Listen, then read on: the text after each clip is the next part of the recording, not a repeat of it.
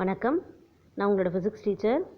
8ஆம் வகுப்பு இயற்பியல் பாடப்பகுதியில் ஒளியியல் பாடம் பார்த்துட்ருக்கோம்.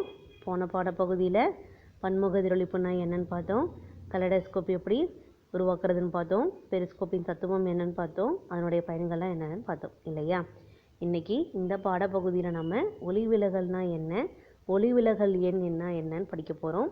நம்ம பாடப்பகுதிக்கு போகிறதுக்கு முன்னாடி உங்களோட சயின்ஸ் புக் எடுத்துக்கோங்க, கையில் பென்சில் வச்சுக்கோங்க, எதெல்லாம் முக்கியம்னு சொல்கிறோமோ அதை அன்லைன் பண்ணிக்கோங்க. சரிங்களா? பாடப்பகுதி போகலாமா? ஒளி விலகல். ஒளி விலகல் நம்ம ஏற்கனவே சொல்லியிருக்கோம், ஒளியானது நேர்கோட்டு பாதையில் பயணம் செய்யும் அப்படின்னு சொல்லியிருக்கோம் இல்லையா. இதில் பார்த்தீங்கன்னா ஒளி விலகல் சொல்லியிருக்கோம். அப்போ ஒளியானது விலகி செல்லுமா அப்படின்னு நீங்கள் கேட்பீங்க இல்லையா. ஆமாம், அதை பற்றி தான் இங்கே நம்ம பார்க்க போகிறோம். கவனிங்க. காற்றில் வைக்கப்பட்டுள்ள பளபளப்பான பரப்பின் மீது ஒளியானது படும் பொழுது அது மீண்டும் காற்றிலேயே எதிரொலிக்கும் என்பது நமக்கு தெரியும் இல்லையா. இப்போ ஒரு பளபளப்பான ஒரு பொருள் இருக்குது, அது மேலே ஒளியானது பட்டுது அப்படின்னாக்க பட்டோன்னு எதிரொலிக்கும் இல்லையா. அதுவும் எங்கே சொல்லியிருக்காங்க, காற்றில். அப்போ காற்றுன்றது ஒரு ஊடகம் இல்லையா. அடுத்து பாருங்கள், ஒளி ஊடுருவும் பொருளின் மீது ஒளியானது படும்போது அது முழுவதுமாக எதிரொலிக்கப்படாமல் ஒரு பகுதி மட்டுமே எதிரொலிக்கிறது. நம்ம சின்ன கிளாஸ்லேயே படிச்சிருக்கோம், பொருட்களை 3 வகையாக படிச்சிருக்கோம். ஒன்று ஒளி ஊடுருவும் பொருள், ஒளி கசியும் பொருள், ஒளி புகா பொருள் அப்படின்னு படிச்சிருக்கோம் இல்லையா. இதில் ஒளி ஊடுருவும் பொருள் அப்படின்னாக்க ஒளிக்கதிர்களை தன்னுடைய பாதையில் செல்ல அனுமதிக்கக்கூடிய பொருட்கள், ஓரளவு ஒளியை தன்னுடைய பாதையில் செல்ல அனுமதிக்கக்கூடிய பொருட்கள் அர்த்தம் இல்லையா. அப்போ ஒளி ஊடுருவும் பொருளின் மீது ஒளியானது படும் பொழுது அது முழுவதுமாக எதிரொலிக்கப்படாமல் ஒரு பகுதி மட்டுமே எதிரொலிக்கிறது அப்படின்னு சொல்கிறாங்க. சரியா? அப்போ மறுபகுதி ஒளியானது என்ன ஆகுதுன்னு பார்த்தோம்னா உட்கவரப்படுகிறது. அப்போ அந்த ஒளியானது உட்கவரப்படுகிறதுன்னு சொல்கிறோம். சரியா? பெரும்பகுதி ஒளியானது ஒளி ஊடுருவும் பொருளின் வழியே கடந்து செல்கிறது. காற்றின் வழியாக ஒளியானது 3 × 10⁸ மீட்டர் வினாடி பவர் -1 என்ற திசைவேகத்தில் பயணிக்கிறது. அலைமணிக்கோங்க.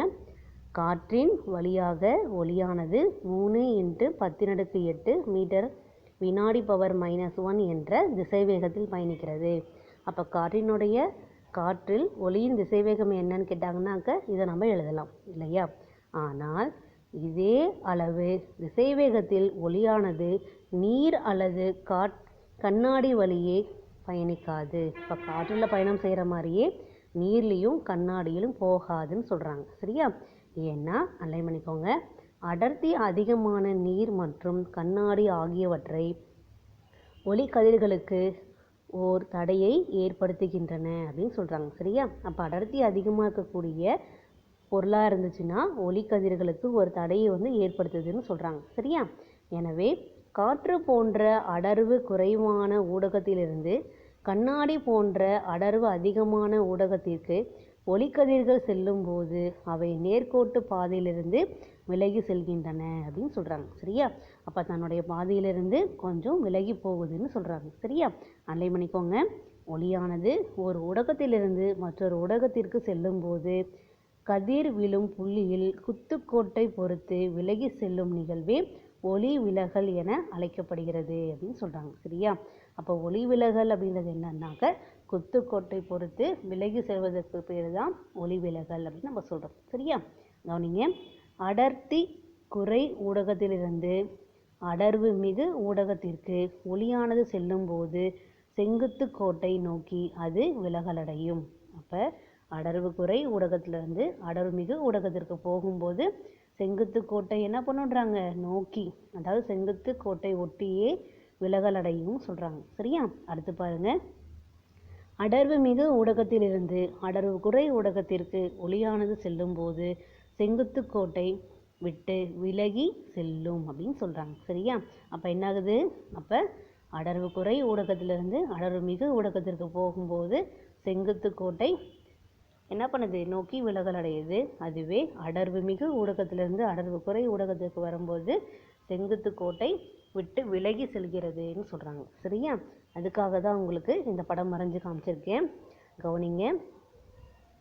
இதில் பாருங்கள், அடர்வு குறை ஊடகம், அடர்வு மிகு ஊடகம், அதை நம்ம பிரிச்சிருக்கோம். அப்போ என்ன ஆகுதுன்னு பாருங்கள், செங்குத்து கோடு இருக்கு இல்லையா, அதிலிருந்து ஒளியானது எவ்வாறு விலகி செல்கிறதுன்றதை நம்மளுக்கு இந்த படம் மூலியமாக தெரிஞ்சுக்கலாம் இல்லையா. அடர்குறை ஊடகமாக இருந்துச்சுன்னா செங்குத்து கோட்டை நோக்கி விலகல் அடையும், பக்கமாக இருக்குது. அதுவே அடர்வு மிகு ஊடகத்திலிருந்து அடர்வு குறை ஊடகத்திலிருந்து வரும்போது என்ன ஆகுது, செங்குத்து கோட்டை விட்டு விலகல் அடையும் அப்படின்னு சொல்கிறாங்க. சரியா, இந்த படம் போட்டு படிச்சிங்க அப்படின்னா உங்களுக்கு உபயோகமாக இருக்கும். உங்கள் புக்கில் இல்லை, அதை நீங்கள் பக்கத்தில் வரைஞ்சி வச்சுக்கோங்க. சரிங்களா. அடுத்து பாருங்கள், இந்த செயல்பாடு பாருங்கள். ஒரு கண்ணாடி முகவையில் நீரினை நிரப்புக, அதனுள் படத்தில் காட்டியுள்ளவாறு ஒரு பென்சிலை வைக்கவும். இப்போ என்ன பண்ணுங்கள், ஒரு கண்ணாடி டம்ளர் எடுத்துக்கோங்க, தண்ணி ஊற்றுங்க, அதில் பென்சில் போட்டுருங்க. சரியா. தற்போது முகவையின் வழியே பென்சிலை உற்று நோக்கவும். பென்சில் நேராக தெரிகிறதா? இல்லை. நீரின் மேற்பரப்பில் பென்சில் சற்று வளைந்தது போல் தோன்றுகிறது, ஏன் அப்படின்னு கேட்குறாங்க. சரியா. இப்போ பென்சில் நம்ம எடுத்து பார்க்கும்போது நேராக இருக்குது, அதே கண்ணாடி டம்ளரில் தண்ணி ஊற்றி அதுக்குள்ளே போடும்போது பெண்டாக இருக்குது. இதுக்கு என்ன காரணம்னு சொல்கிறாங்க. காரணம் பார்க்கலாமா. இந்த செயல்பாட்டில் ஒளிக்கதிர்கள் நீரிலிருந்து, அப்போ நீர் அடர்வு அதிகமான ஊடகம் இல்லையா. காற்று அப்படின்றது என்னது, அடர்வு குறைவான ஊடகம் இல்லையா. நீரிலிருந்து காற்றுக்கு செல்கிறது. அடர்வு மிகுந்த ஊடகத்திலிருந்து அடர்வு குறைவான ஊடகத்திற்கு செல்லும் ஒளியானது அதன் நேர்கோட்டு பாதையிலிருந்து விலகி செல்லும் என்பதை நீங்கள் அறிவீர்கள். ஆமாவா, நம்ம ஏற்கனவே சொல்லியிருக்கோமா. எனவே கண்ணாடி முகவையில் உள்ள நீரின் வழியே பென்சிலை பார்க்கும்போது அது வளைவாக தெரிகிறது அப்படின்னு சொல்கிறாங்க. சரியா. இப்போ தெரிஞ்சுக்கிட்டோமா, நம்ம பென்சிலை பார்க்கும்போது நேராக இருக்குது, அதே கண்ணாடி டம்ளருக்குள்ளே தண்ணி ஊற்றி வச்சு பார்க்கும்போது பெண்டாக இருக்குது. இதுக்கு என்ன காரணம்னு தெரிஞ்சுக்கிட்டோமா. அடுத்து பார்க்கலாமா. ஒளி விலகல் எண் அப்படின்னா என்ன, அதை பற்றி நம்ம பார்க்க போகிறோம். ஒரு ஊடகத்தில் ஏற்படும் ஒளி விலகல் அந்த ஊடகத்தில் செல்லும் ஒளியின் திசைவேகத்தை சார்ந்தது. அலைமணிக்கோங்க. ஒரு ஊடகத்தில் ஏற்படும் ஒளி விலகல் அந்த ஊடகத்தில் செல்லும் ஒளியின் திசைவேகத்தை சார்ந்தது அப்படின்னு சொல்கிறாங்க. சரியா. அப்போ நம்ம ஏற்கனவே சொல்லியிருக்கோமா, ஒரு ஊடகத்தில் ஒளியானது பயணம் செய்யுது அப்படின்னா அதனுடைய திசைவேகம் எப்படி இருக்கும், கண்டிப்பாக மாற்றமடையும் சொல்லியிருந்தோம் இல்லையா. அலைமணிக்கோங்க. ஒரு ஊடகத்தில் ஒளியின் திசைவேகம் அதிகமாக இருக்கும்போது ஒளி விலகல் எண் குறைவாகவும், ஒளியின் திசைவேகம் குறைவாக இருக்கும்போது ஒளி விலகல் அதிகமாகவும் இருக்கும். அலைமணிக்கோங்க, இது முக்கியம். அப்போ ஒளியின் திசைவேகம் அதிகமாக இருந்துச்சுன்னா ஒளி விலகல் எண் குறைவாக இருக்கும்னு அர்த்தம். சரியா. அதே ஒளியின் திசைவேகம் குறைவாக இருந்துச்சுன்னா ஒளி விலகல் அதிகமாக இருக்கும்னு அர்த்தம். ஓகேவா. அலைமணிக்கோங்க. ஒரு ஊடகத்தில் ஒளி விலகலடையும் அளவானது அந்த ஊடகத்தின் ஒளி விலகல் எண் என்னும் பதத்தால் குறிக்கப்படுகிறது. இங்கே பதம் அப்படின்னாக்க சொல்லுன்னு அர்த்தம். அப்போ ஒளி விலகல் எண் அப்படின்னு சொல்கிறாங்க இல்லையா. ஒரு ஊடகத்தில் ஒளி விலகலடையும் அளவானது அந்த ஊடகத்தின் ஒளி விலகல் எண் என்னும் பதத்தால் குறிக்கப்படுகிறதுன்னு சொல்கிறாங்க. சரியா. அடுத்து அன்லைன் பண்ணிக்கோங்க. இது காற்றில் ஒளியின் திசைவேகத்திற்கும் ஒரு குறிப்பிட்ட ஊடகத்தில் ஒளியின் திசைவேகத்திற்கும் இடையே உள்ள தகவு ஆகும். அப்போ என்ன சொல்கிறாங்கன்னு பாருங்கள், ஒளியின் திசைவேகத்திற்கும் ஒரு குறிப்பிட்ட ஊடகத்தின் ஒளியின் திசைவேகத்திற்கும் இடையே உள்ள தகவு தான் அப்படின்னு சொல்கிறாங்க. சரியா. இது தனித்த ஒளி விலகல் எண் எனவும் குறிப்பிடப்படுகிறது. அப்சல்யூட் ரீஃப்ராக்டிவ் இண்டெக்ஸ் அப்படின்னு நம்ம சொல்கிறோம். தனித்த ஒளி விலகல் எண் அப்படின்னு சொல்கிறோம். சரியா. மியூ, இதன் உச்சரிப்பு மியூ என்னும் கிரேக்க எழுத்து மூலம் இது குறிப்பிடப்படுகிறது. இந்த ஒளி விலகல் எண்ணை நம்ம என்ன சொல்லலாம்னாக்கா மியூ அப்படின்ற எழுத்தால் நம்ம உச்சரிக்கலாம்னு சொல்கிறோம். சரியா. மியூ ஈக்குவல் டு காற்றில் ஒளியின் திசை வேகம், அதை நம்ம சின்ற எழுத்தில் குறிக்கிறோம். அதே மாதிரி ஊடகத்தில் ஒளியின் திசை வேகம் நம்ம வீண் குறிக்கிறோம். சரியா. ஒளி விலகல் எண்ணானது இரண்டு ஒரே மாதிரியான அளவீடுகளின் தகவு என்பதால் அதற்கு அலகு இல்லை. அப்போ ஒளி விலகல் எண்ணுக்கு என்ன கிடையாது, அலகு இல்லை. சரியா. எந்த ஒரு ஊடகத்திலும் ஒளியின் திசைவேகம் காற்றில் உள்ள அதன் திசைவேகத்தை விட குறைவாக இருப்பதால் ஒளி ஊடுருவக்கூடிய ஊடகத்தின் ஒளி விலகல் எண் ஒன்றை விட அதிகமாகவே இருக்கும் அப்படின்னு சொல்கிறாங்க. சரியா. அப்போ எந்த ஒரு ஊடகத்திலும் ஒளியினுடைய திசைவேகம் காற்றில் உள்ள ஒளியின் திசைவேகத்தினை விட குறைவாக இருந்துச்சு அப்படின்னா ஒளி விலகல் எண் என்னவாக தான் இருக்குன்றாங்க, ஒன்றை விட அதிகமாக தான் இருக்குன்றாங்க. சரியா. ஒரு சில பொருட்களின் ஒளிவிலகல் எண் அட்டவணையில் வந்து கொடுத்துருக்காங்க. அந்த அட்டவணையை பார்க்கலாம். இதை குறித்து வச்சுக்கோங்க. ஒரு மதிப்பெண் வினாக்கு வந்து மிகவும் அவசியமாக இருக்கும். பொருட்கள் ஒளிவிலகல் எண். காற்று அப்படின்னா 1.0 அப்படின்னு கொடுத்துருக்காங்க. 1நாலையும் 1.0நாலையும் ஒரே மதிப்பு தான். நீர் 1.33. இதை வந்து 33 படிக்கக்கூடாது, 1.33 தான் படிக்கணும். அதே மாதிரி ஈத்தர் 1.36. மண்ணெண்ணெய் 1.41. சாதாரண கண்ணாடி 1.5. குவாட்ஸ் 1.56.